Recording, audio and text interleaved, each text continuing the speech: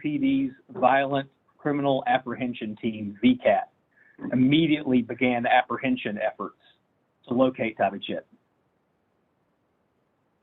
In the last 2 weeks since we spoke, that has turned into a manhunt that has gone through North Carolina, Tennessee, Kansas, and Colorado. And I'm pleased to officially announce this morning that Tabby Chit was taken into custody early this morning by the Shawnee, Kansas Police Department. CMPD and our VCAT unit would like to thank all of the agencies that assisted in apprehending Tabby Chit. And they include FBI Charlotte, Secret Service in Charlotte, the U.S. Attorney's Office in the Western District of North Carolina SBI, FBI Kansas City, FBI Nashville, the Nashville Airport Police Department, the Castle Rock, Colorado Police Department, and finally the Shawnee, Kansas Police Department. We appreciate all of the assistance from so many dedicated law enforcement officials to locate this dangerous person. And we also want to thank the community for the information that you gave us that led us to Tabby Chit. And we pray that this apprehension brings some solace and some peace to the Rivera family this morning. As always, if anyone has any other information, if you were uptown that night and you saw something, if you know anything about where Tabby Chit went in the interim, if you know anything, we'd ask you to call Crime Stoppers, 704-334-1600. Information to Crime Stoppers can be given anonymously. If you'd like to speak directly to a homicide detective, we have a tips line, which is 704-432-TIPS. And so we thank the community for the help in this. Now I would like to introduce CAT CEO John Lewis, who would like to provide a few remarks. Thank you, Joel. Today has been, we've received a bright ray of sunshine in an otherwise cloudy and dark couple of weeks for the CAT's family. We are one step closer to justice for Ethan Rivera. And I want to thank our partners at CMPD and the myriad of law enforcement agencies across the country who participated in this manhunt. We're finally bringing this individual to justice. And I want to say, on behalf of our CAT's operators who are out there serving our customers, our public, our community each and every day, to those that want to step outside the lines, on board, in, around our CAT's vehicles and facilities, we see you. We will identify you, and what you've seen today is you will be apprehended and brought to justice. Thank you.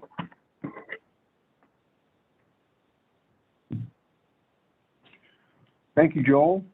Thank you, Mr. Lewis. This time, we open it up to some questions from the media. If you have any, please identify who you would like to ask a question to. First question is Tina Quizon. Tina Quizon.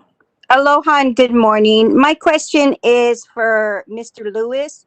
Speaking to several past and current CATS drivers, it's about safety. If you folks are able to disclose, what direction was the fatal shots fired? Was it through the door? Because we're hearing a lot of discussion about safety glass and a panel, but if it wasn't anywhere, if it's still a direct shot through the door, what is CAT's plan to keep the drivers safe? Hi, Tina. This is Captain McNally. I'll investigate the first question as it relates to the investigation, and I can let Mr. Lewis address any questions about safety measures being taken on buses. And unfortunately, with a suspect just in custody and an investigation continuing even right now and today, we're not at liberty to discuss the specifics of where a shot was fired, what it went through, or any of that, because that's information that needs to stay protected for the integrity of the investigation right now. But I will let Mr. Lewis address any additional safety measures that CATS is taking for their employees. Thank you for that question. In regard to the safety and security of our employees and our customers, CATS is working very closely with our partners at CMPD and with our company police force, our company security force, Allied Universal. We are also working very closely with the sheet metal, aeronautics, and rail transportation employees union, which represents our bus operators, in identifying the best ways that we can have a targeted and effective response to these kinds of issues. We were working on increased presence from a security standpoint on areas of concern that were identified by our union, and also with CMPD in increased police presence at the transit center and at key locations throughout our system.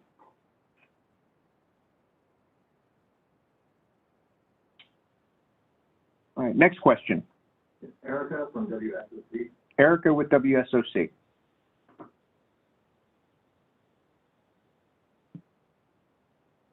Hey guys, good morning. I know that you mentioned that the suspect was captured in Kansas. Can you provide a little more insight as to how your partners in this investigation in Kansas were able to track him down? Thank you. Sure. Thanks, Erica. The question is, how are we able to track him down? We have a lot of methods that we use. We have a lot of electronic and talking to people, a lot of good old-fashioned detective work that combines with the information age and all the things that are available, video cameras and all of that. To be quite frank with you, I don't want to put all the details of how we do our apprehensions out there because we don't want the bad guys to know how we're coming for them, but clearly we are coming for them. But I will tell you that through any and all means that we have, there's no stone that will remain unturned. There's no lead that won't be followed. And there's no agency that we won't reach out to and work with in trying to find someone. So anyone who wants to go on the lam, know that CMPD's VCAT and everybody we can work with will be working together to apprehend you. Sarah from WFAE. Sarah, WFA. Good morning. Thanks for taking our questions today. I have a few questions. I'll try to keep them brief. The first for you, Captain McNally, is it fair to say that he's being in the process of being brought back to Charlotte right now? And is there anything that you can say more about the motive for this besides road rage? And then I had a follow-up question for Mr. Lewis, just about his message to bus drivers who have expressed just fear of being on the job. Okay, great. So to the first question, so Mr. Tavichit is being charged with murder and shooting into an occupied vehicle. Those are the official charges. And yes, he will be extradited back to Charlotte. The particulars of that are basically that a person can either waive extradition and can be brought back more quickly, or otherwise we have to go through official channels between North Carolina officials and Kansas officials to have judicial officials sign off on the release for him to be extradited if he does not consent to that. Mr. Lewis? Thank you. The question about the message to CATS employees. First, let me identify the employees that our bus operators and mechanics are employed with a private company, RATP Dev. They are represented, as I mentioned, by the sheet metal Aeronautics, and Rail Transportation Employees Union. We have been working, CATS and the city have been working constantly since this incident with the leadership of the SMART Union. As recent as yesterday, I sat down with the leadership of the union to discuss the short-term initiatives, some, excuse me, some of which I've laid out in terms of increased security presence, increased CMPD presence at our facilities, on board our vehicles and our trains. We are also have outlaid in concert with their collective bargaining unit some long-term initiatives, which will include additional training, de-escalation tactics that will help our operators deal with these kinds of situations that occur as they're operating our vehicles out in the public realm. This will be an ongoing response, an ongoing partnership between CATS, RATP-DEF, and our employees union to address their concerns, their legitimate concerns moving forward. Thank you.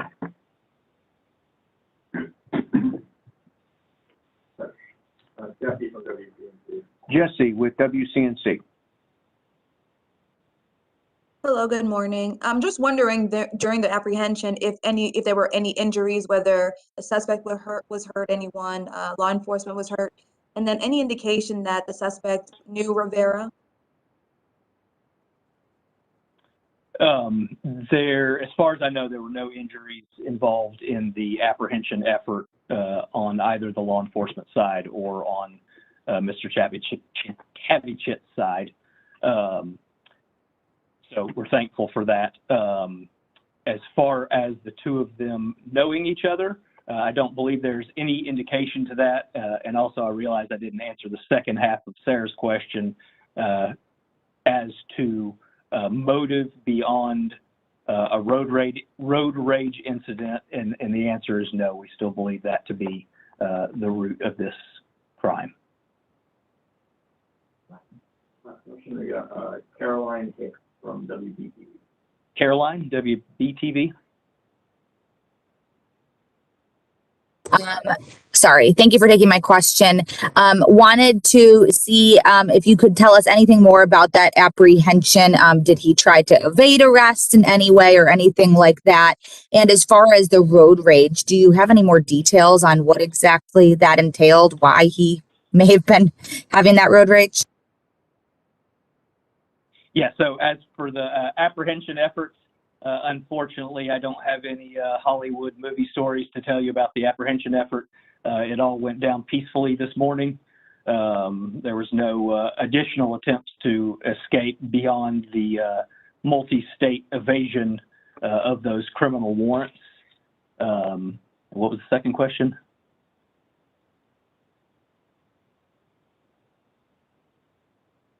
Sorry, Caroline, what was the second question? Oh, just as far as the road rage, any more details you can share on that as to, you know, what exactly that means? Yeah, at this time, no. Again, we're always trying to protect the integrity of the investigation. And until we have talked to everybody involved and are satisfied, we don't want to lead anyone involved, anyone who may be a witness. We don't want to give them information that they may not already know, so that we can get a fair and unadulterated story from everybody we talk to. It's just not fair to the legal process to put that kind of information out at this time. All right, thank you all for your questions. On behalf of Captain Joel McNelly of the CMPD Violent Crimes Division, Mr. John Lewis, the CEO at CATS, I want to thank you very much for joining us today. And I think the conclusion of this investigation shows a collaborative effort between not only CATS and CMPD, but all law enforcement jurisdictions across the country to bring violent offenders into custody. Thank you very much and have a great day.